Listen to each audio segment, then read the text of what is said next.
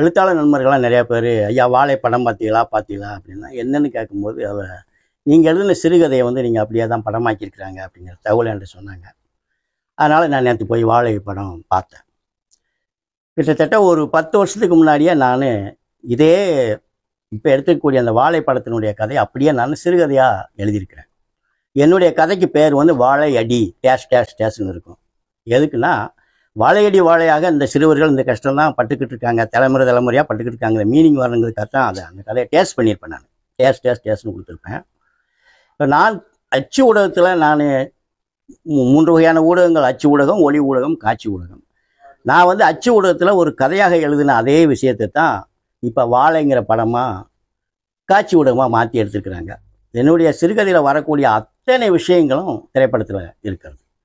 அந்த குழந்தைகள் வாழைத்தார் சுமப்பது, அவர்களுக்கு படுகின்ற கஷ்டம், இடைத்தரகர்கள், தரகனார், முதலாளி, லாரி டிரைவர், கிளீனர்கள், வரப்பில் அவங்க சுமந்து வரப்படக்கூடிய கஷ்டம், தவறி தண்ணிக்குள்ளே விழுகிறது, அந்த தண்ணியிலேயே சுமந்து காலில் என்னுடைய கதையில் அந்த பிள்ளைகளுக்கு சேத்து புண்ணு வந்திருக்கும். அந்த சேத்து புண்ணில் அந்த நீர்க்குறைஞ்சி முள் குத்தி அதனால் அழுகிறது, வில்லையை தொலைக்கிறது, வில்லை இதெல்லாம் கொடுப்பாங்க. இந்த மாதிரியான சம்பவங்கள் எல்லாத்தையுமே நான் அதில் பதிவு பண்ணியிருப்பேன். அது எல்லாமே இந்த திரைக்கதையில் பதிவாயிருக்குது.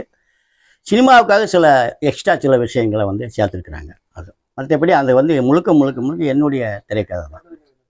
சரியான நான் வந்து நம்ம பக்கத்தில் இந்த கர்ஷகாட்டு பிரதேசத்தில் வாழை பயிர் விடுவது ரொம்ப கம்மி.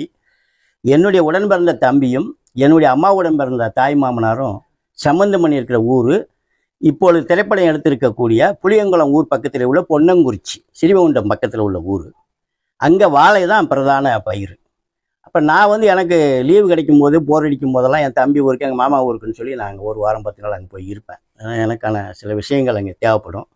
அப்படி இருக்கும்போது நான் இந்த காட்சிகள்லாம் தினமும் பார்க்குறேன். லாரி வந்து இவங்களை ஏற்றிட்டு போகிறது, இந்த ஐப்பசி மாத குளிர்லாம் இவங்க போடுற காட்சியெல்லாம் நான் எழுதியிருப்பேன். அப்படி மூடிக்கிட்டு கிட்டு நடுங்கிட்டு போகிறது, இதெல்லாம் எழுதியிருப்பேன் நான்.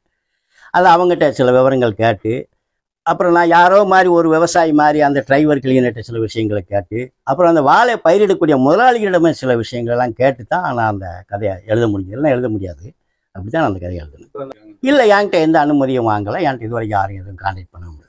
மக்கள் மத்தியில் போய் இல்லை, இப்போ வந்து இந்த பிரமாண்டங்களை காட்டி படம் எடுக்கிறதெல்லாம் மக்கள் நிராகரிக்கிறாங்க. நல்ல கதையம்சம் இருந்தானா அவங்க வந்து நடிகர்கள் மற்றதெல்லாமே பார்க்க மாட்டேங்கிறாங்க, படத்துக்கு ஆதரவு கொடுக்காங்க. நல்ல உதாரணமே இந்த வாழை திரைப்படம் தானே. அதில் ஸ்டார் வேல்யூவில் யார் ரைட்டர் யார் இருக்காங்க, ஆபாசமான காட்சிகள் எதுவுமே கிடையாது. எல்லாமே படம் நல்லா வெற்றிகரமாக தானே ஓடிக்கிட்டு இருக்குது. ஆனால் நம்ம தமிழ் சினிமாவை பொறுத்தளவில் அந்த 3 திரைப்படம், இப்போதைக்கு 3 திரைப்பட நடிகர்களை மையப்படுத்தி தான் கதைகளை தேடி அவருக்கான கதைகளை உருவாக்கி அவங்கள ஹீரோவாக்கி நடிக்க வச்சு இது பண்ணதுனால தான் படங்கள் எல்லாமே தோல்வி அடையக்கூடிய காரணம் தான். 3 ஹீரோக்கள் யார்? 3 ஹீரோ. ஃபஸ்ட்டு நம்ம கமலஹாசன், 2வது ரஜினி, 3வது விஜய். இந்த 3 பேருக்கு ஒரு கதை இவங்ககிட்ட கால் ஷீட் மூலையே வாங்கிடுவாங்க. கால் ஷீட் வாங்கிட்டு கதையை தேடி போகிறது. அதுக்கு நம்ம சொல்லிடுவாங்க 4 ஃபைட் வேணும், 3 லவ் சீன் வேணும், அதில் 2 சீன் வந்து முட்டம் கொடுக்குற மாதிரி வேணும். இப்படிலாம் பேசி முடிச்சுட்டு தான் கதையை உருவாக்குறாங்க. அவங்க கதை எங்கே எடுக்கணும், நேட்டிவிட்டின்னு ஒன்று இருக்குல்ல, அந்த கதை எங்கே நிகழ்தோ அங்கே எடுக்கணும். அதெல்லாம் அவங்களுக்கு தேவையில்லை. லவ் சீன் எடுக்கணுமா சிம்லாவுக்கு போயிடுவோம், ஃபைட் எடுக்கணுமா ஒரு வெளிநாட்டுக்கு போயிடுவோம். இதே மாதிரி தான் அவங்க சிந்திக்கிறாங்க. தேவையில்லை, அதெல்லாமே தேவையில்லை. இப்போ இந்த மாதிரியான இலக்கியவாதிகளை தேடி, நல்ல கதைகளை தேடி மலையாள திரையுலகமெல்லாம் 10-15 வருஷமாக வச்சுக்கிட்டு வந்து இன்னைக்கு உருப்படியான படங்கள் கேரளாவில் தயாரிக்கப்படுது, வெளிவருதுன்னு சொன்னால் காரணம் வந்து கதையை நோக்கி அவங்க வர்றது தான் காரணம். இந்த தமிழ் சினிமா உலகத்துக்கு அந்த நிர்பந்தம் இப்போ வந்திருக்கு. சில எழுத்தாளர்லாம் உள்ள சின்ன திரையுலகத்துக்குள்ளே போய் பணியாற்றுறாங்க, எல்லாமே செய்கிறாங்க. நல்ல கதைகள் கிடச்சிச்சின்னா அவங்களையும் வச்சு, என்னுடைய கதைகள் மட்டும் கிடையாது, என்னை போல் பல எழுத்தாளர் இருக்கிறாங்க. நிறைய நல்ல கதைகள், நாவல்கள் எழுதின எழுத்தாளர் நிறையா இருக்கிறாங்க. அவங்க கதைகள்லாம் சினிமாவுக்கு ஏற்றது தான். ஆனால் அதை வந்து இயக்குநர்கள் வந்து ஏற்றுக்கிற மாட்டாங்க. அவங்களுக்கு பலபடி ஒட்டு துணிகளை பிறக்கி பட்டு சட்டை தைச்சு தன் பேரில் போட்டுக்கிறத தான் விரும்புகிறாங்க.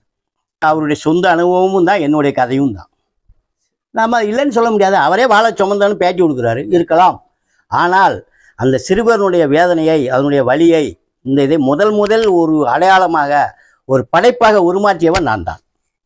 அதுக்கு அவர் இன்னும் ஒரு உயிர் கொடுத்துருக்காரு. வேறு ஒரு ஊடகத்தின் மூலமாக அவர் உயிர் கொடுத்துருக்கிறார்.